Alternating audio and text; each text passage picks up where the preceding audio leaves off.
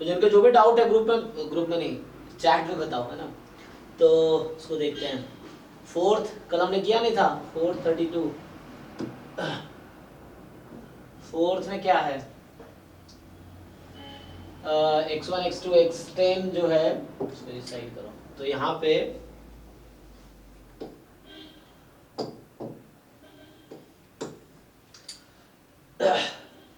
ID PDF है, तो ये 1 है जब x0 मतलब यूनिफॉर्म 0 1 है एक्चुअली, यही ना, कि जो xi है वो यूनिफॉर्म 0 1 है, x1 से लेके x10 तक ये यूनिफॉर्म 0 1 है। इसमें क्या डाउट है। और ये आपको गिवन है कि अच्छा, तो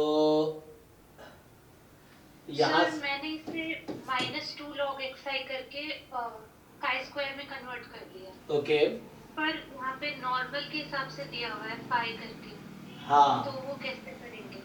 हाँ, क्योंकि काई स्क्वायर में आप जाएंगे तो फिर काई स्क्वायर का डेटा चाहिए हमें, तो yes sir. Chi square data तो है नहीं, यहाँ डेटा स्टैंडर्ड नॉर्मल का है। तो इसका मतलब ये हुआ कि हमें स्टैंडर्ड नॉर्मल में कन्वर्ट कर लेते हैं, अप्रोक्सीमेट कर लो, हालांकि n बहुत लार्ज नहीं है लेकिन डेटा इसलिए दिया हुआ है, मुझे लग रहा है कि उसी से करना पड़ेगा, तो फिर c निकलेगा। देखो मतलब मतलब इसको सेंट्रल लिमिट थ्योरम जैसा लगाओ, n बहुत लार्ज नहीं है लेकिन ये जैसा क्वेश्चन दिया है इसका मतलब वही चाह रहा है कि सेंट्रल लिमिट थ्योरम टाइप का अप्लाई करो। तो उससे करोगे तो क्या होगा, ये जो समेशन एक्स आई है, i फ्रॉम 1 to 10, ये मोर देन c है, तो समेशन एक्स आई का मीन कितना होगा, यहां से जब आप सॉल्व करेंगे तो पहले चलो एक्स आई का मीन कितना है, तो एक्स आई का मीन यहाँ से 1/2 a प्लस बी आई 2, और वेरिएंस ऑफ एक्स आई जो होगा 1/12, तो समेशन एक्स आई का मीन कितना,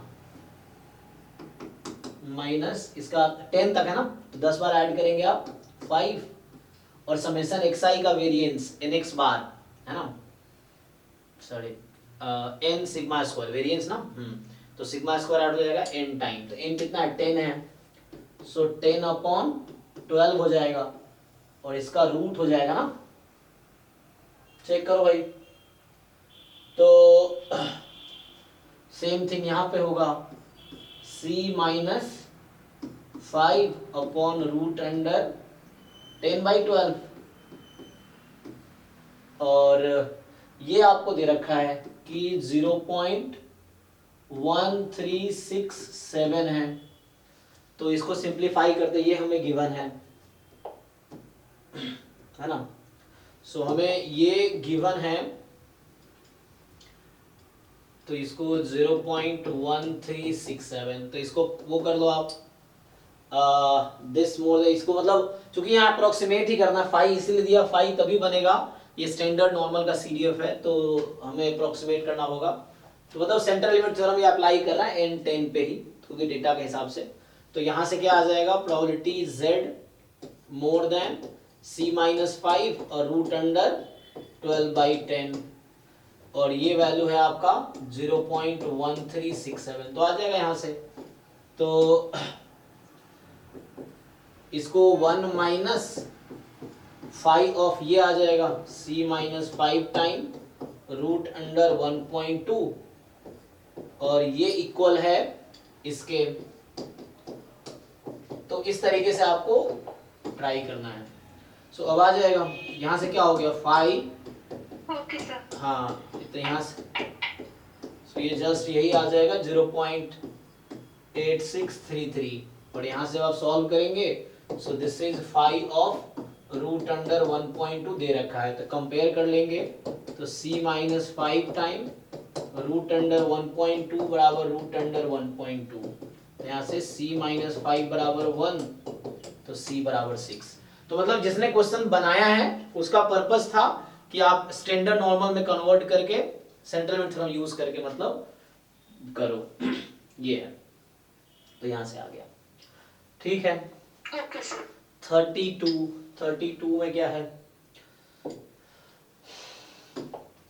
कि हमारे पास fx है F X Y sine X cube plus Y cube upon X square plus Y square, और एफ एक्स वाई 0 है, कौन सा ऑप्शन इज आर ट्रू?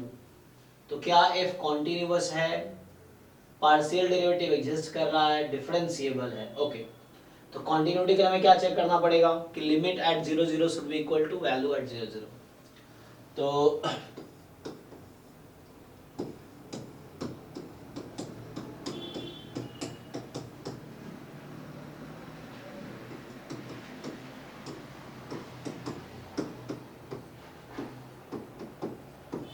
ये है, तो इसको पोलर फॉर्म में ही कन्वर्ट कर दीजिए।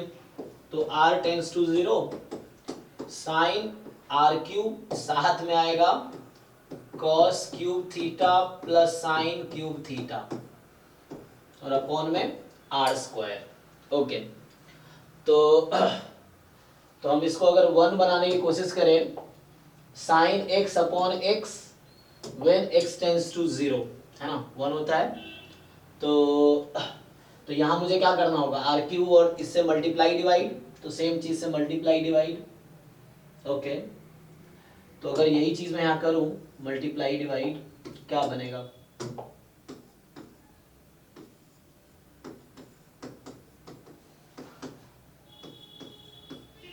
ये है, तो यहाँ पे ऐसे ही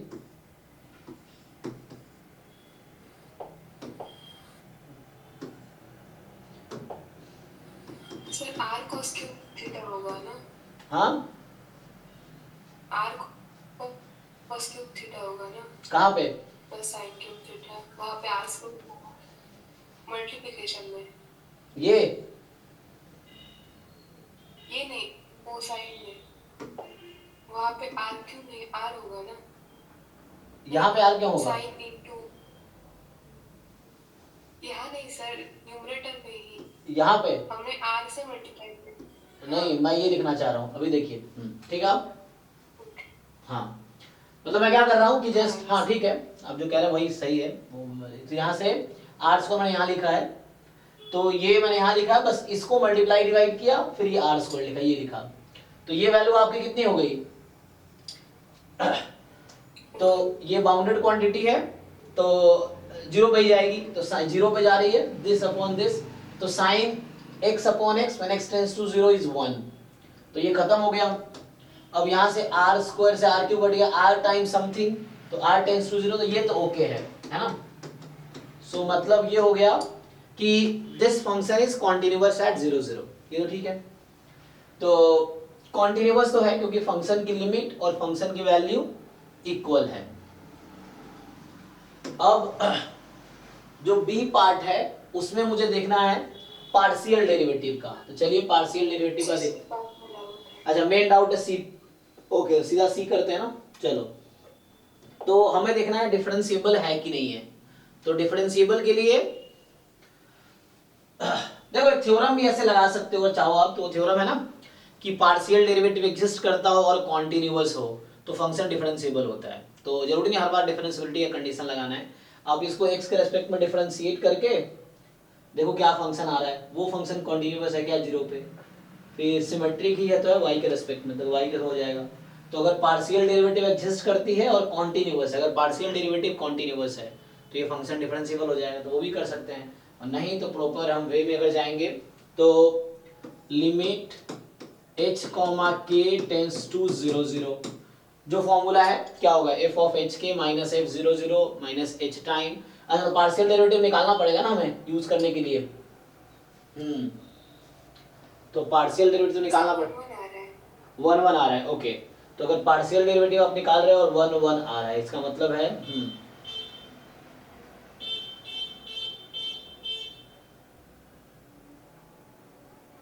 तो यहाँ x हो जाएगा, क्यूब आ गया, तो क्यूब आ गया तो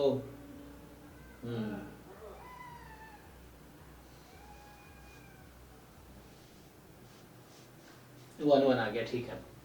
तो मतलब पार्शियल डेरिवेटिव 1 1 है, ओके। तो यहाँ जो जैसे ये है, ऑल्सो अगर आप फाइंड करेंगे मतलब f x at 0 0 f Y at 0 0 is 1, okay. Differentiability के लिए क्या चाहिए, एफ ऑफ एच के, तो sine of h cube plus k cube upon h square plus के square minus f zero zero तो जीरो हो गया, minus h time, h time क्या होता है एफ एक्स, तो एफ एक्स मतलब 1 माइनस के, 0 0 हाँ मतलब f x at zero zero और minus K time F Y at zero zero, ये है ना, और यस अपॉन में आगे ये हो गया, अपॉन में root under H square plus के स्क्वायर। और अब मुझे ये बताना है कि ये फंक्शन मतलब ये वैल्यू जीरो होनी चाहिए, this should go to zero.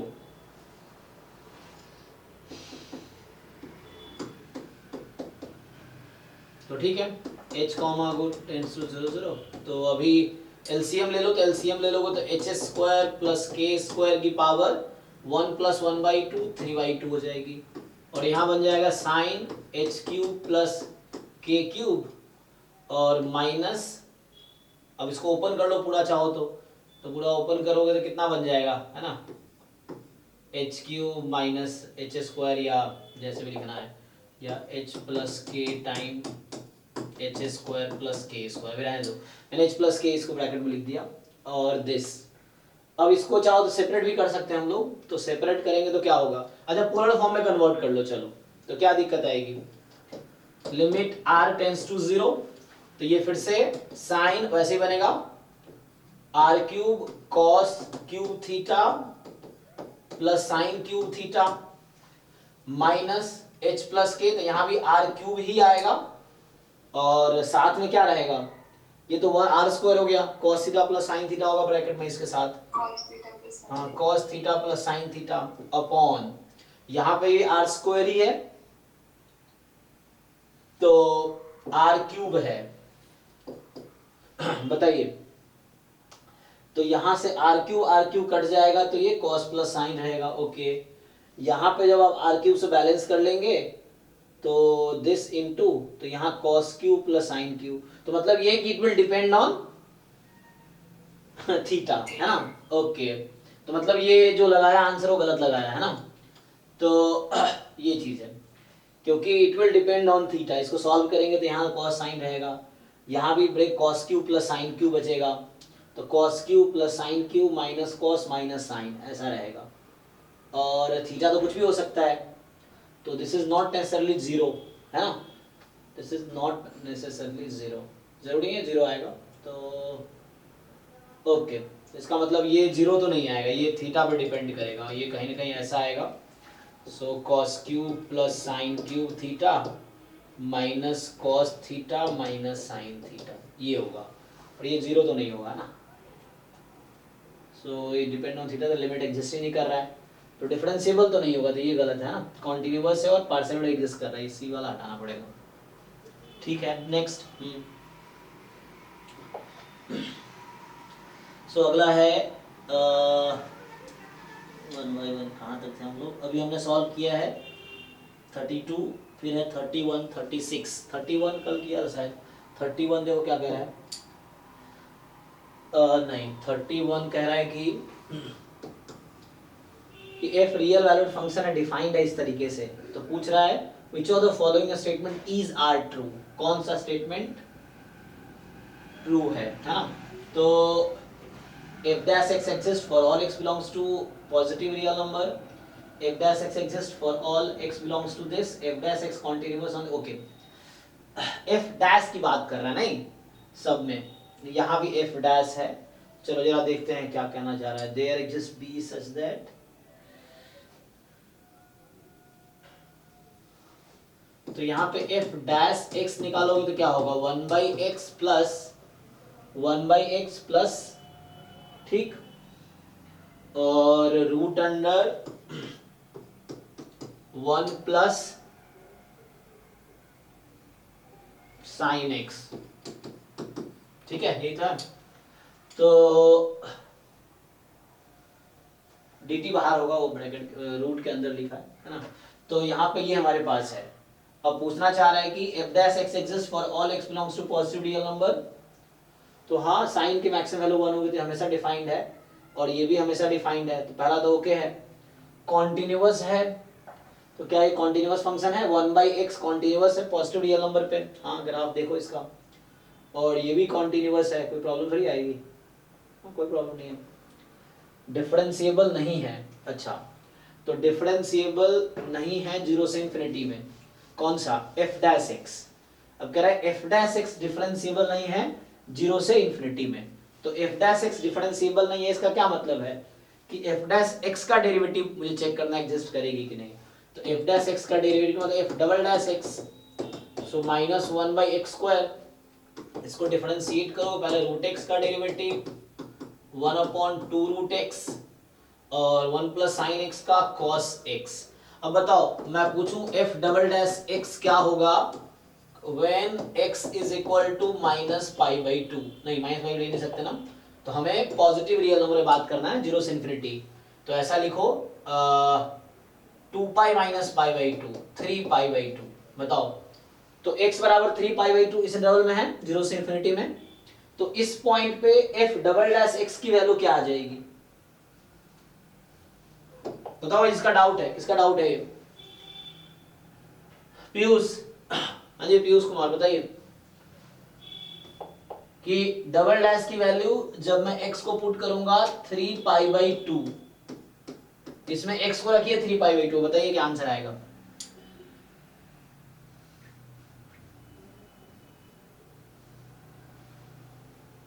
है कि नहीं, तुम लोग ऐसे डाउट पूछ देते हैं, सो जाते डाउट पूछ के, ये सीखना भी है, ऐसी फॉर्मेलिटी करनी है। बाकी लोग बताइए क्या आएगा, नॉट डिफाइंड हो जाएगा है ना, तो यहाँ पे क्या होगा, ये वैल्यू नॉट डिफाइंड है, तो इसका मतलब ये हो गया कि ये इंफिनिटी हो जाएगी, नॉट डिफाइंड हो गई, सो means this function is not differentiable at this, ठीक है, तो हो गया। बाकी ऐसे है एक्टिव नहीं तो छोड़ दो, नहीं बताते हैं, जिनका बाकी का डाउट देखते हैं, जो एक्टिव है 41 देखते हैं ना। सो 41 जो है हमारे पास है दिस, क्या कह रहा है ये कि V be a vector space of all 5x5 matrices with complex entries over the real field, okay, तो वेक्टर स्पेस है of all 5x5 matrices जिसके एंट्रीज तो कॉम्प्लेक्स हो सकते हैं लेकिन फील्ड रियल है, मतलब कोएफिशिएंट जो है वो जब हम लीनियर कॉम्बिनेशन लेंगे तो उसमें वो आएगा।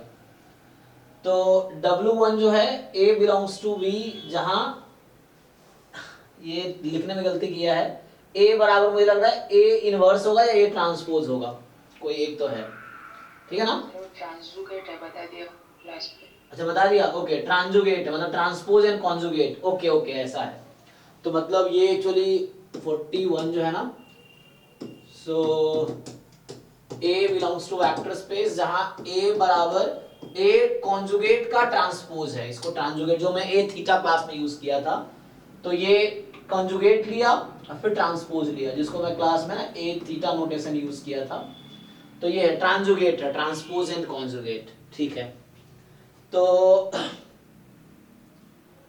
अब क्या करना है हमें, तो ये बाहर है ना, उसको ऊपर लिखना चाहिए, बाहर इसने बाहर लिख दिया है, तो ट्रांसजुगेट हो गया, तो मतलब क्या हो गया, इसका क्या मतलब है, इसका मतलब ये हुआ कि ये कौन सी मैट्रिक्स है, हर्मिशियन मैट्रिक्स है ना, हाँ हर्मिशियन मैट्रिक्स है, तो और W2 क्या है हमारे पास, W2 जो है वैसे मैट्रिसेस हैं 5x5 की जिसका ट्रेस 0 है, जिसका ट्रेस क्या है 0 है, तो पूछ रहा है डायमेंशन ऑफ, अच्छा यहां लिखा हुआ है, ओके दिस डिनोट्स है ना, do notes conjugate transpose of A, so W1 plus W2 यहाँ पे का डायमेंशन क्या होगा, तो dimension of W1 plus W2, मतलब ये नहीं है कि dimension of W1 plus W2, मतलब जो डायमेंशन का सम नहीं है, पहले W1 प्लस W2 करना है देन डायमेंशन लेना है हमें, ये चीज है, okay. Sir W1 plus W2 null matrix होगा कैसे, जैसे W2 का तो ट्रेस 0 है, मतलब सारा आइगन वैल्यू 0 होगा, नहीं नहीं जरूरी थोड़ी है, नेगेटिव पॉजिटिव भी तो हो सकता है, ओ हाँ सर है ना, जैसे हो सकता है 1 -1 2 -2 0, इस तरह समझ लो। तो इस केस में भी वैसा कुछ हो सकता है कि ट्रेस जीरो है, सम ऑफ आइगन वैल्यू जीरो है, तो जरूरी नहीं कि जीरो ही होगा, तो वैसा इसका ट्रेस जीरो है। और यहाँ है ए ट्रांसपोज एक, तो इसमें क्या है कि ट्रांसपोज कॉन्जुगेट इक्वल है। तो पूछ रहा है कि डायमेंशन ऑफ द, तो देखो W1 का सेपरेटली तो निकल जाएगा, या इसका फॉर्मूला यूज कर लेते हैं। तो फॉर्मूला है dimension of W1 plus dimension of W2 minus dimension of W1 intersection W2, ये कर सकते हैं। इसका मतलब कॉमन, जिसका ट्रेस भी जीरो हो और प्लस ए। देखो अब इसको जरा समझते हैं। तो यहां से 5 क्रॉस 5 की मैट्रिक्स है, इस तरह से ना,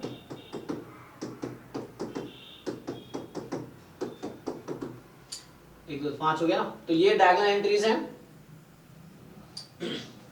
तो अब क्या करना है हमें, जैसे मैं W1 का डायमेंशन निकालता हूं, तो देखो ध्यान रखना है क्या है, ईच एंट्री कॉम्प्लेक्स नंबर है, complex number a plus iota b। जैसे अगर रियल एंट्रीज होता तो एक एलिमेंट को फिल करने के लिए मुझे एक वेरिएबल चाहिए या एक नंबर चाहिए ना, वो चीज है। तो यहाँ पे क्या है, जो कॉम्प्लेक्स नंबर है वो इक्विवेलेंट है आर स्क्वायर के। आर स्क्वायर मतलब एक्स वाई प्लेन के, एक्स वाई प्लेन का हर पॉइंट एक कॉम्प्लेक्स नंबर को रिप्रेजेंट करता है। हमारा एक्स वाई प्लेन जो होता है ना 2D प्लेन, उसमें पॉइंट कैसे होते हैं एक्स कॉमा वाई, तो X comma Y represent X plus iota Y, ये चीज है। तो मतलब एक नंबर को मुझे फिल करने के लिए टू वेरिएबल चाहिए। यहाँ पे एक एलिमेंट के करस्पॉन्डिंग मुझे टू नंबर चाहिए, ए प्लस आयोटा बी, तो A and B two real number चाहिए, ये है। ओके, तो अभी क्या है, ट्रांसपोज कॉन्जुगेट है, तो बात तो बराबर, ये जो भी होगा इसका कॉन्जुगेट इधर आ जाएगा और ट्रांसपोज इधर आ जाएगा, है ना। तो कोई प्रॉब्लम नहीं है। तो मुझे लग रहा है क्या होगा बताओ। सो जस्ट सिमेट्रिक मैट्रिक्स का डायमेंशन कितना होता है, फॉर्मूला भी यूज कर सकते हो, निकाल भी सकते हो। अगर n क्रॉस n की मैट्रिक्स है तो सिमेट्रिक मैट्रिक्स का डायमेंशन क्या आता है, किसको याद है फॉर्मूला?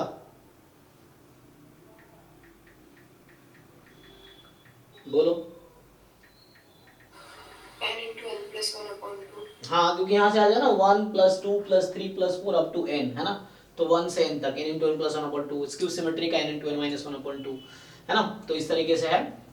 तो वही चीज यहाँ उसका डबल कर दो, तो यहाँ क्या होगा, उसका 2 टाइम्स हो जाएगा। क्यों? क्योंकि एक एलिमेंट के करस्पॉन्डिंग मुझे 2 नंबर चाहिए, तो यहाँ पे जो होगा डायमेंशन ऑफ W1 जो होगा n into n plus 1 हो जाएगा, क्योंकि ये ट्रांसपोज कॉन्जुगेट है ना, मतलब हर्मिशियन है।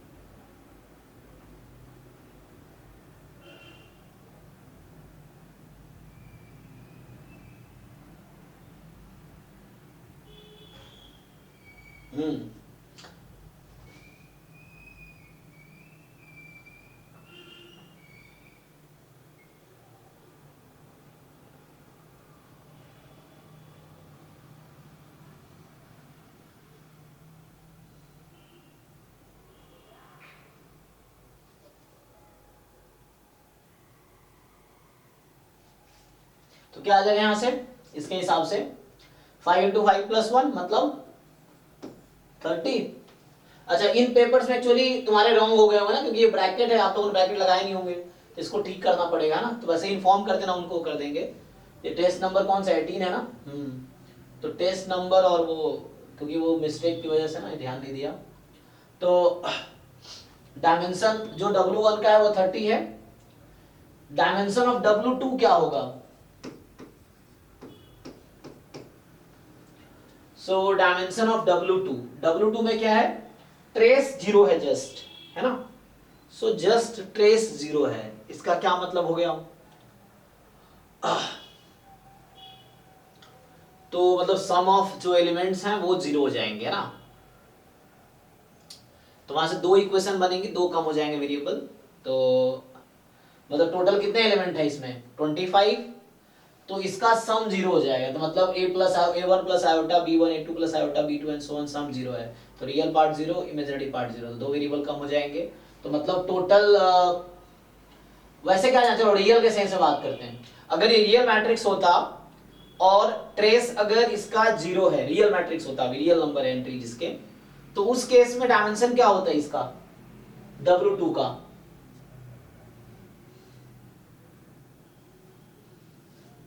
सिर्फ ट्रेस 0 था, 25 है ना, तो 25 वेरिएबल चाहिए था मुझे, उसमें से एक इक्वेशन एक काउंट 24 आएगा, तो उस केस में डायमेंशन 24 होता है रियल एंट्री के केस में।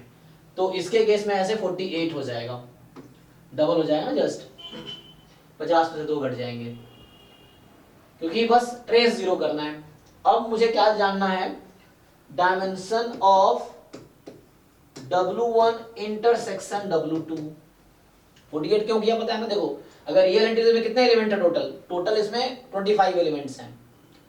25 नंबर चाहिए इसको फिल करने के लिए, या इसके बेसिस में 25 एलिमेंट्स आएंगे। 25 number of free variable is dimension, या नंबर ऑफ फ्री वेरिएबल 25 है। अभी एक इक्वेशन बोल दिया कि ट्रेस 0 है, तो एक इक्वेशन आ जाएगी, तो उस इक्वेशन से एक वेरिएबल की वैल्यू बाकी के टर्म में लिखे जा सकते हैं, तो एक वेरिएबल फ्री वेरिएबल कम हो जाएगा। तो मतलब 24। 48 क्यों किया, ये कॉम्प्लेक्स एंट्रीज हैं, तो a प्लस आयोटा भी है, तो हर एंट्रीज हर एंट्री को फिल करने के लिए 2 रियल नंबर चाहिए मुझे, है ना, क्योंकि कॉम्प्लेक्स एंट्रीज इक्विवेलेंट है 2 रियल नंबर के, एक कॉम्प्लेक्स एंट्री। तो यहां से देखते हैं अब dimension of W1 intersection W2। So sir बताइए। W1 का डायमेंशन 30 कैसे होगा? मतलब डायगोनल एलिमेंट्स तो रियल होंगे ना, तो सिर्फ वो अपर ट्रायंगुलर वाले 2 मतलब। अच्छा एक मिनट, ओके। यहाँ पे हर्मिशियन में क्या होता है, ट्रांसपोज कॉन्जुगेट ना, एक मिनट, ट्रांसपोज कॉन्जुगेट, तो मतलब डायगोनल पे क्या होता है, खुद का कॉन्जुगेट होना चाहिए ना। अच्छा एक मिनट, तो मतलब हमें क्या करना है, एक मिनट, तुम्हारे पास टोटल कितने एलिमेंट है इसमें, अभी 25 है, और डायगोनल पे क्या होंगे, तो यहाँ पे A ट्रांसपोज A कॉन्जुगेट के इक्वल होगा। अच्छा इसकी कैलकुलेशन लिख के देखो, 25 - 5 20 होगा। हाँ, क्योंकि यहाँ पे ना, जैसे एग्जांपल के लिए यहाँ पे आयोटा इस तरह का नंबर आ सकता है क्या डायगोनल पे SQ हर्मिशियन में? नहीं आएगा ना, क्योंकि खुद कोई नंबर जो खुद के एक नंबर जो खुद के कॉन्जुगेट के इक्वल हो, वो कौन सा नंबर होगा, रियल नंबर है ना। एक ऐसा नंबर जो खुद के कॉन्जुगेट के इक्वल है, तो वो रियल होगा। अच्छा तो मतलब यहाँ कॉम्प्लेक्स के ऑप्शन खत्म हो गए ना, यहाँ पे कॉम्प्लेक्स वाले ऑप्शंस खत्म हो गए, तो यहाँ भी कम हो जाएगा फिर तो, क्योंकि मैं तो ऐसे सोच रहा था ना, मैं ध्यान नहीं दिया, क्योंकि यहाँ पे जब आप हर्मिशियन लिखेंगे यहाँ पे, तो यहाँ पे सिर्फ रियल एंट्रीज आ सकते हैं ना, 2 3 4 5 इस तरह से कुछ आएगा, तो यहाँ पे सिर्फ रियल एंट्रीज आएंगे, बाकी तो ठीक है। 2 - 4 5 6 ठीक है, तो एक बार फिर से ट्राई करते हैं। तो यहाँ तो कॉम्प्लेक्स नंबर ये ट्रांजुगेट लेंगे तो कॉन्जुगेट यहाँ आएगा, और डायगोनल में प्रॉपर्टी यहाँ पे ये है कि वैसे नंबर जो खुद के कॉन्जुगेट के इक्वल हो, तो खुद के कॉन्जुगेट के इक्वल कौन सा है, रियल नंबर्स, ठीक है। तो इसके हिसाब से डायमेंशन कितना आ जाना चाहिए फिर हमारे पास, ये बचे कितने, इनके तो एक है ना, 1 + 2 + 3 + 4, तो 4 गुण है ना, 2 1 3 4 3 6 4 10, तो 10 ये हो गए, तो 10 ये हो गए, तो इसके करस्पॉन्डिंग 20, और यहाँ पे कितने आएंगे 5, तो 25, अब सही है, ओके। और ऐसे ही W2 में भी होगा, W2 में भी सेम होगा फिर, तो W2 में क्या है, बस ट्रेस 0 होना है, तो बस ट्रेस 0 होना है, इसका मतलब फिर से अब कि अब इसमें बस मुझे W2 के बारे में सोचना है, तो 10 इधर है 10 इधर है 20, इस 20 के करस्पॉन्डिंग मुझे 40 रियल नंबर चाहिए, है ना, और फिर डायगोनल करस्पॉन्ड, डायगोनल में एक्चुअली क्या है, सम 0 है, तो एक एलिमेंट को बाकी के टर्म में लिखे जा सकते हैं, -4, तो यहां से 4 आ जाएगा, फिर ये 44 हो जाएगा। देखिए ये है, ओके देख लो और चेक कर लो, है ना, कोई कंफ्यूजन हो तो पूछो एक बार। सर पहला वाला एक बार बताइए। हाँ जैसे 20, जैसे डायगोनल को छोड़ के कितने एलिमेंट है टोटल, 20 नहीं डायगोनल के ऊपर कितने हैं, 10 है। 10 है ना। तो जैसे मान लो ये है a1 प्लस आयोटा b1, तो ये तो श्योर है a1 माइनस आयोटा b1 हो जाएगा, है ना। So this is fine. अब आपको क्या करना था, ये और 10 नंबर्स के करस्पॉन्डिंग कितने रियल नंबर चाहिए मुझे, मतलब एक एलिमेंट में 2 रियल नंबर चाहिए ना, a प्लस आयोटा b है, हाँ तो टोटल 20 है। 20 है, तो ये 20 लिखा, और डायगोनल पे रियल नंबर्स आएंगे, तो डायगोनल पे कितने रियल नंबर चाहिए, अच्छा 5 है। हाँ तो डायगोनल पे 5 चाहिए। सेम यहाँ पे किया तो 10 10 20 नंबर हैं जो कॉम्प्लेक्स नंबर होंगे ही, तो यहाँ पे 40 आ गए, और प्लस में डायगोनल पे 5 रियल नंबर है, लेकिन सम इसका 0 होगा, ये क्वेश्चन कह रहा है। लेकिन एक मिनट ध्यान दो, फिर से यहाँ सर यहाँ वो पहले जो लिखा था वो ठीक था, है ना, नहीं होगा ना। हाँ जो पहले लिखा था यहाँ ठीक था, मतलब क्योंकि यहाँ पे ऐसा थोड़ी कहा है कि हर्मिशियन है, वो इंटरसेक्शन में होगा एक्चुअली, है ना। तो यहाँ जो पहले लिखा था मैंने 48 वो ठीक है, क्योंकि यहाँ पे टोटल 25 एलिमेंट है और 25 ईच कॉम्प्लेक्स नंबर है, तो 50 हो गए वैसे, लेकिन यहाँ पे सम 0 करेंगे तो सम 0 होगा, तो 5 नंबर का सम 0 है, पांचों कॉम्प्लेक्स नंबर है, तो a plus iota b, a2 plus iota b, इन सबको add a5 plus iota b5 बराबर 0, तो रियल एंट्रीज का एक सम 0 होगा, एक कॉम्प्लेक्स एंट्रीज का सम 0, दो इक्वेशंस आएंगी, तो उससे दो वेरिएबल कम हो जाएंगे। ये समझो कि इस कॉम्प्लेक्स नंबर को बाकी 4 के टर्म में लिख सकता हूँ, इन 4 को लिखने के लिए मुझे 8 नंबर चाहिए, तो ये 48 हो गया, ठीक है ना। तो ये ठीक है, मतलब 48 ऐसे समझ लो, जैसे भी समझना, 20 ये एलिमेंट तो 40 और प्लस यहाँ से 4 चाहिए, ये 4 चाहिए क्योंकि एक ये लिख दिया, तो यहाँ से 4 मतलब एक 4 नंबर चाहिए, एलिमेंट चाहिए, तो एक एलिमेंट के लिए 2 रियल नंबर चाहिए ना, तो यहाँ पे हमारे पास 48 हो गए। अब ठीक है, अभी भी चेक कर लो। तो अब मुझे इंटरसेक्शन के बारे में सोचना। अच्छा तो जो अभी लिख रहे थे हम वो इंटरसेक्शन का आएगा, क्योंकि स्क्यू मतलब हर्मिशियन भी चाहिए और ट्रेस 0 भी चाहिए आपको, तो उसका आ जाएगा आई थिंक 44, है ना। चेक कर लो, जो पहले यहाँ लिख रहे थे वो इसका आएगा, क्योंकि अब दोनों होना चाहिए, ट्रेस भी 0 होने चाहिए और स्क्यू हर्मिशियन भी होना चाहिए। चेक कीजिए इससे क्या आएगा। तो अगर हम इसको सॉल्व करें तो dimension of W1 plus W2 यहां से बनेगा 25 प्लस 48 माइनस 44, चेक करो कितना आया, ये तो 29 आ गया, बाकी लोग चेक करो एक बार, यहाँ 40। वो इंटरसेक्शन W1 से ग्रेटर कैसे होगा, W1 और W2 का इंटरसेक्शन 25 से लेस होना चाहिए। हाँ ये मैं क्या कर रहा हूँ, इतनी मिस्टेक कैसे हो रहे हैं, एक मिनट बोल को। फिर W1 का डायमेंशन कैसे लिखिए, उसका भी तो 40। हाँ अरे W1 में भी गड़बड़ है क्या, नहीं W1 हर्मिशियन है ना, हाँ ओके। यहाँ फिर से वो दिमाग वो कर रहे हैं ना, हमें बस ऊपर वाले के बारे में सोच रहे हैं ना। एक मिनट ना, तो दिमाग काम नहीं कर रहा मेरा अभी।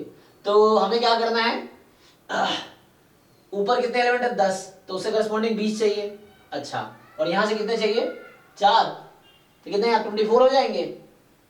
चेक करो यहाँ कितने होंगे 24, मतलब ऊपर पे तो 20 रहेंगे ही, हाँ डायगोनल पे ही चेंज आएगा।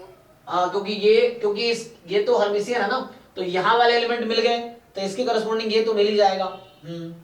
और सम इसका टोटल 0 होना है, और लेकिन इंटरसेक्शन ले रहे हैं तो मतलब दोनों होल्ड करने चाहिए, हर्मिशियन भी होगा और ट्रेस भी 0 होगा, तो हर्मिशियन होने की वजह से ये रियल नंबर्स हो गया, और ये तो ओके है, तो इसके करस्पॉन्डिंग ये मिल जाएगा, तो मुझे इसको काउंट नहीं करना, बस इसको काउंट करना है। तो यहाँ से आ गया 3, ओके 10 एलिमेंट्स इधर हैं और 4 इधर हैं, 10 ने 20, एक कॉम्प्लेक्स नंबर 2 एंट्री चाहिए, तो 20 और 4 24, हाँ ठीक है। अभी भी देख लो फिर भी, तो यहाँ से कितना आएगा ये 24 कर दिया आप 25 प्लस 48 माइनस 24 अब 49 अब सही है तो ओके है।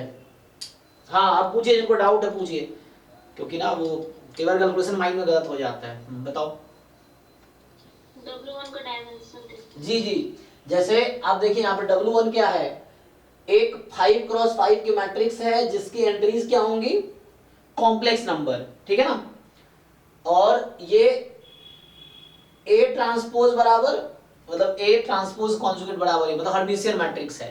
तो सिमेट्रिक तो आप जानते हैं ना तो सिमेट्रिक में क्या होता है तो ये कॉम्प्लेक्स नंबर्स हैं तो एक एलिमेंट को फिल करने के लिए मुझे दो वेरिएबल चाहिए है ना a plus iota B a and b so एक एंट्री को मुझे फिल करने के लिए दो वेरिएबल चाहिए तो 2 यहां से 2 यहां से 2 यहां से 2 यहां से ठीक फिर 2 2 2 2 2 2 कितना होगा टोटल कितने नंबर चाहिए मुझे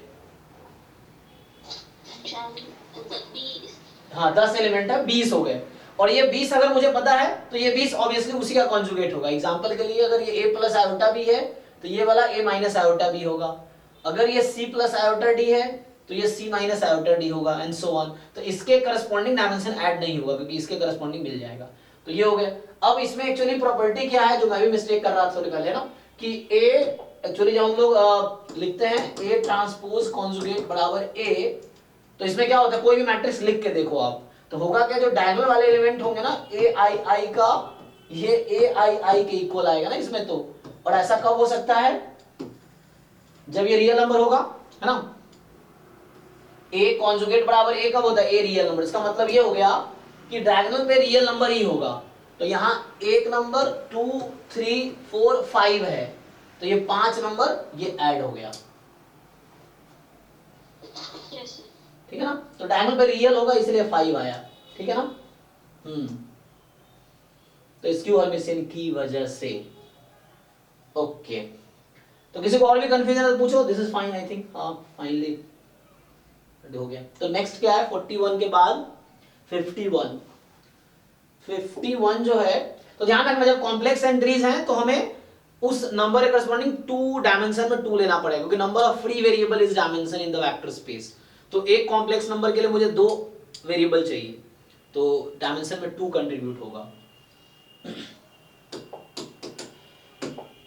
ओके 51 कह रहा है कि consider the matrix P okay continuous matrix M P be the non singular matrix such that P inverse MP is a diagonal matrix। हालांकि ये डेफिनेशन है डायगोनलाइजेबल मैट्रिक्स का मतलब ये है जो M है वो डायगोनलाइजेबल है मतलब वो डायगोनल मैट्रिक्स के इक्वल है कोई दिक्कत नहीं पता है तो पूछ रहा है ट्रेस ऑफ मैट्रिक्स दिस। तो देखो ये थ्योरम है ये जो 51 क्वेश्चन है बोला है trace of P inverse M की पावर n P बराबर ट्रेस ऑफ M की पावर n।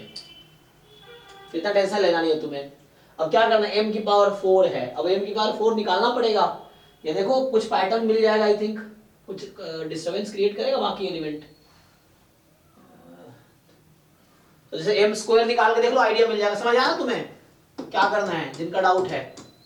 m की पावर 4 p बराबर ट्रेस ऑफ m की पावर 4। अब m की पावर 4 निकालो समहाउ तो m है पहले m स्क्वायर निकालो एक तुम्हें दिख जाएगा कि बाकी मुझे लग रहा है स्क्वायर ही होता रहेगा। जैसे यहाँ 7 की पावर m स्क्वायर में 7 स्क्वायर हो जाएगा 7 स्क्वायर यहाँ देखना पड़ेगा चेंज आएगा कि नहीं आ रहा है चेंज डायगोनल पे। आइगन वैल्यू से आएगा मतलब आइगन वैल्यू मत निकालो आइगन वैल्यू लंबा हो जाएगा आइगन वैल्यू से भी आ जाएगा। चलो हाँ आसान चलो ठीक है तो इसकी आइगन वैल्यू निकाल सकते हो उससे भी आ जाएगा सही बात है। हाँ वहां से निकाला था 7 7 -2 -8 आएगा MP वो आइगन वैल्यूज का मैट्रिक्स के इक्वल आएगा ना डायगोनल मैट्रिक्स में। यस हाँ P inverse MP diagonal matrix equal आएगा ठीक है।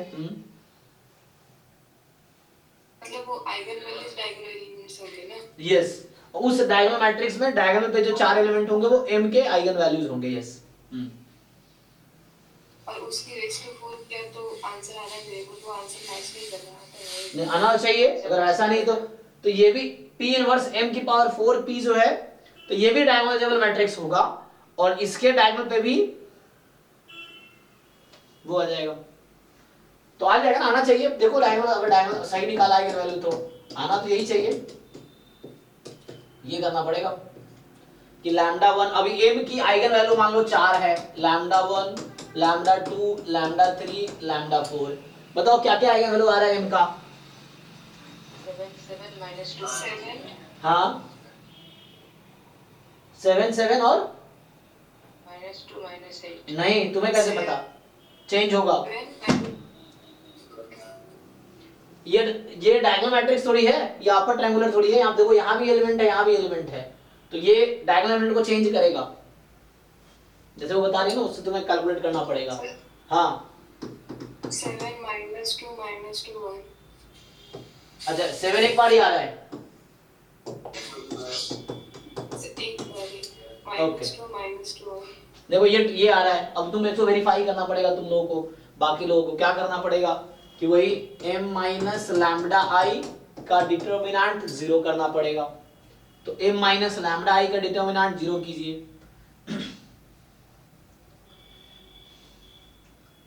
ठीक है ना।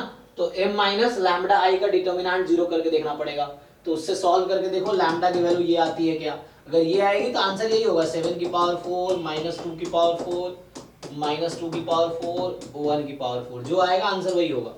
अगर ऐसा नहीं है तो ये गलत है फिर, लेकिन एक बार वेरीफाई करना पड़ेगा कि ये सही है क्या, बाकी लोग चेक कर लो। अच्छा ट्रेस यहाँ से क्या आएगा 7 7 14 तो 8 2 10। तो ऐसा ही होगा ना, हाँ अप्रोच तो ऐसा ही होगा ना, जी जी जी मतलब आइगन वैल्यूज निकाल के वो। हाँ, मतलब अप्रोच यही है कि जस्ट आपको ये है, तो अगर इसकी आइगन वैल्यू मुझे पता है तो यहाँ से आ जाएगा आपके पास लैम्डा 1 4 लैम्डा 2 4 लैम्डा 3 4 लैम्डा 4, ये आ जाएगा इजीली यहाँ से।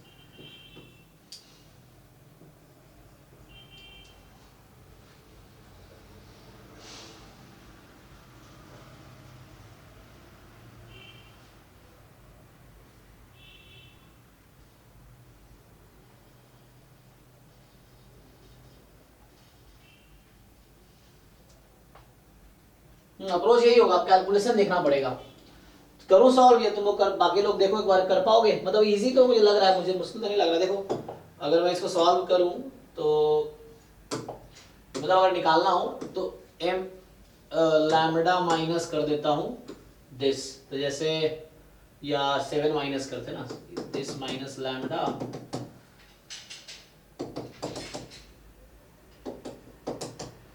अब इसके ऊपर जो है जैसे 3 माइनस 3 0, एक मिनट डायग्राम है ना, तो इसके ऊपर है 0 0 0, ये 0 0 0 नहीं -9 है यहाँ पर ना, -9, इसको थोड़ा इधर करो, ठीक।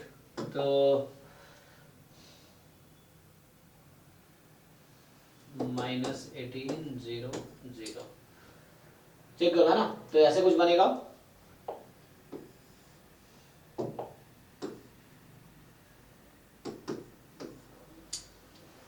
अब इसको डिटरमिनेंट निकालो क्या आएगा।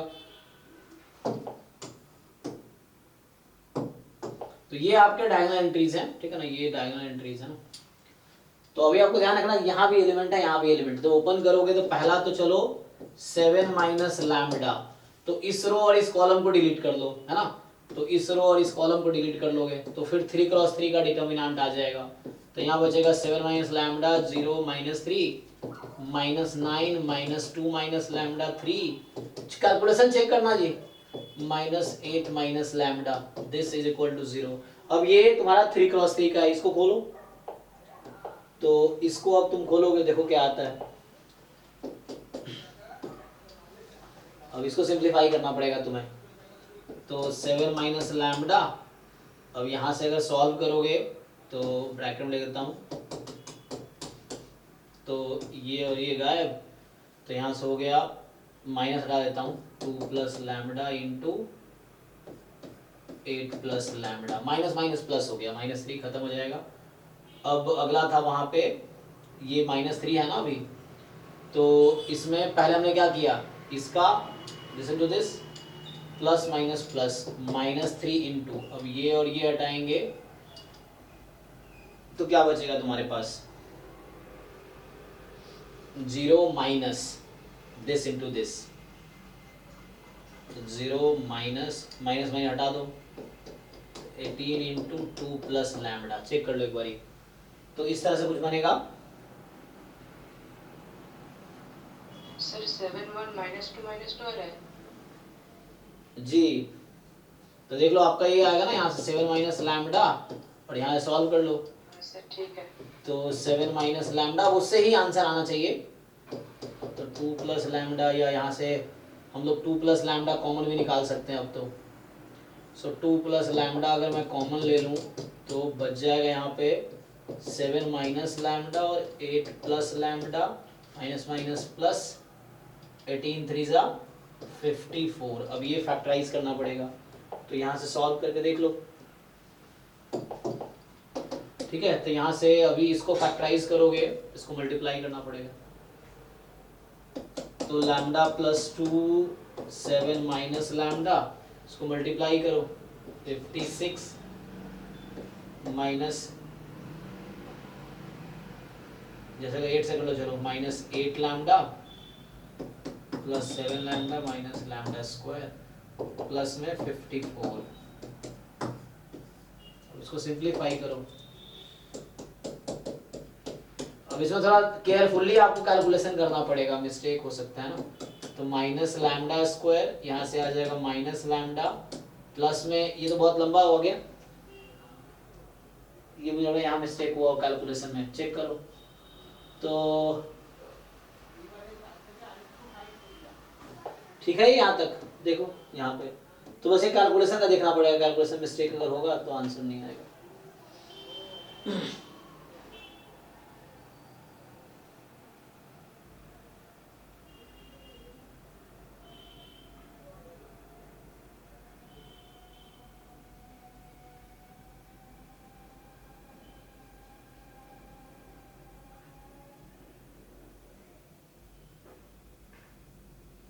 तुम्हारा क्या आया, प्लस 54 या माइनस 54 आएगा यहाँ पे, इसमें कैलकुलेशन का देखना पड़ेगा। ठीक है ना, कैलकुलेशन एक बार ठीक से करो। तो मुझे तो ऐसा आ रहा है, तो ये तो बहुत ज्यादा आ जाएगा ना यहाँ से, तो 56 और 54 ऐड होके 1 0 1 1 10 हो जाएगा।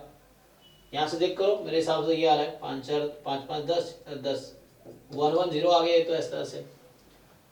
अब क्या होगा, तो यहाँ से अगर हम सॉल्व करें, मतलब वही देखो, हो सकता है अगर इसका आंसर हो तो भी कैलकुलेशन मिस्टेक किया हो, या आपने मिस्टेक किया हो, या मुझे लग रहा है इसमें कहीं गलती ना हुआ हो बीच में, पर चेक करो ठीक से। तो यहाँ से इसको ये 1 1 0 हो गया, तो 1 1 0 कर तो वेरीफाई करोगे, तो ये लैम्बडा प्लस 2, इसमें माइनस, यहाँ से माइनस कॉमन ले लिया, तो ये लैम्बडा माइनस 7, और यहाँ से आ गया तुम्हारा lambda square plus lambda minus 1 1 0। तो इसको क्या लिख सकते हैं, lambda plus 11 into lambda minus 10, check करो भाई। हाँ एक minute, lambda minus 7 lambda plus 2, तो मेरे हिसाब से तो माइनस 2 7 माइनस 11 प्लस 10 आ रहा है। अब तुम लोग चेक करो, मतलब जो मैंने अभी कैलकुलेशन किया उसके हिसाब से तो ये आ रहा है, देखो तुम लोग, इसके हिसाब से आंसर आ रहा है क्या इसके? हाँ 56 माइनस 54 आ रहा है। अब मेरा प्लस आ रहा है, वहां पे कहाँ से प्लस आ गया वो, ये देखना पड़ेगा। तो मैंने 2 प्लस लैम्बडा कॉमन लिया है, देखो एक बार कैलकुलेशन।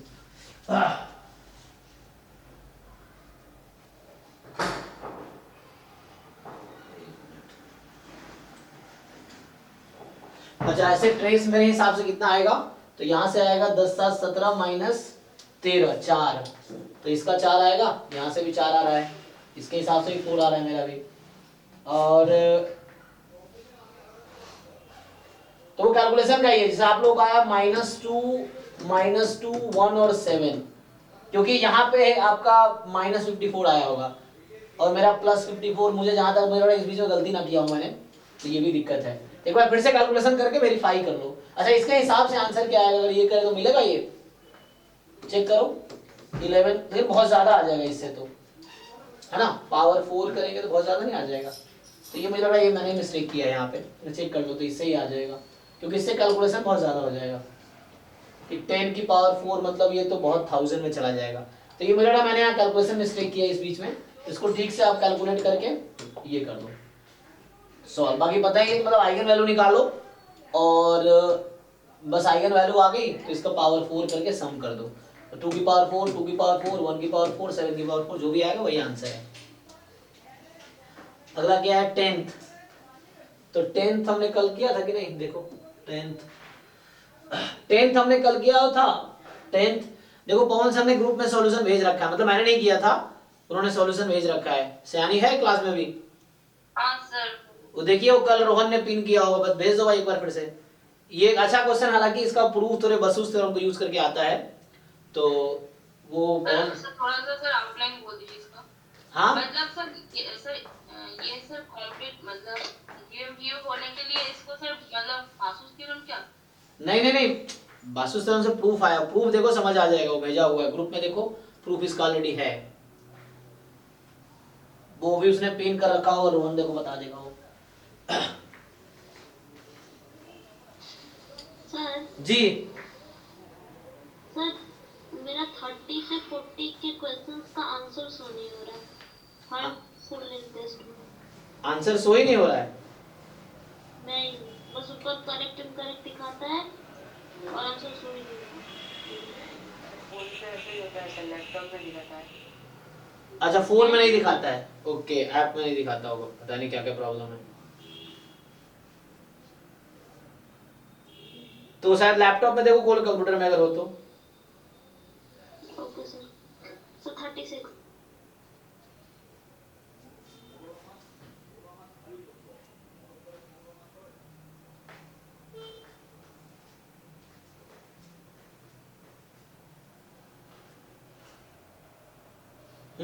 तो अभी किसका रह गया 50, 10 के बाद है।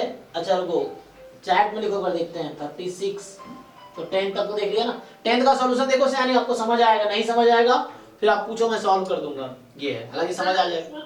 सर मैंने मैंने वो जितना मतलब एंसरी तक मैंने कर ली थी, मतलब एंसरी तक मुझे समझ आ गया। लेकिन सर उसके बाद जो कैलकुलेशन की है वो तो थोड़ा सा, तो खुद से करो ना। मतलब इतना तक तो मैंने भी की है लेकिन उसके बाद मैं नहीं कर पा रही हूँ, मतलब वो मुझे समझ ही नहीं आ रही। ठीक है मैं सॉल्व कर देता हूँ। लेकिन तुम्हें समझ कब आएगा, जब खुद से देख के करो ना क्या किया, उसमें किया क्या है। इंडिपेंडेंट जो गिवन है वो हट गया होगा, तुमने देखा होगा क्यों हट गया, क्योंकि वो इंडिपेंडेंट है जहाँ यहाँ पे है, और बाद में जो गिवन उसको मैं सॉल्व कर देता हूँ हालांकि, लेकिन वहाँ कर रखा है अच्छे से। 1 मिनट रुक जाओ थोड़ा काम है बस।